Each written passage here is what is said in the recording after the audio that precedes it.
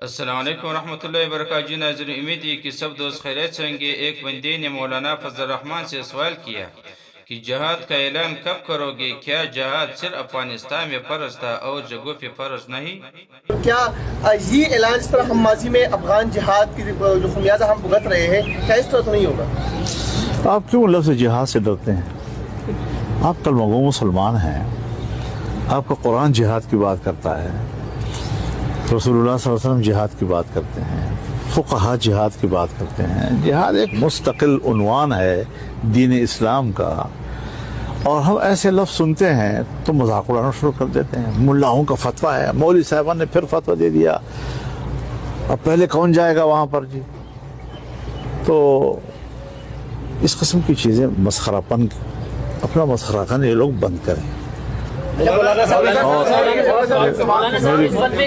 میری بات تو سنیں، میری بات تو پورے ہونے دے. فتوے کو بھی میں جانتا ہوں. تو جہاد سے، شرعی قانون سے، آج آپ کہیں پاکستان میں شریعت ہو کیا ہو جائے گا؟ ہاتھ کٹیں گے، گردن کٹے گا، فلاں کٹے گا، فلاں کٹے گا. اپنے دین جس پر ہم ایمان لا کر مسلمانوں کے صف میں اپنے آپ کو شریک کرتے ہیں، اپنا مسلمان اپنے دین سے ڈر رہا ہے، اور یہ دین صرف مولوی کا ہے. جس طرح میں کلمہ گو ہوں آپ اس طرح کلمہ گو ہیں، جس طرح میں نماز پڑھتا ہوں آپ اس طرح نماز پڑھتے ہیں.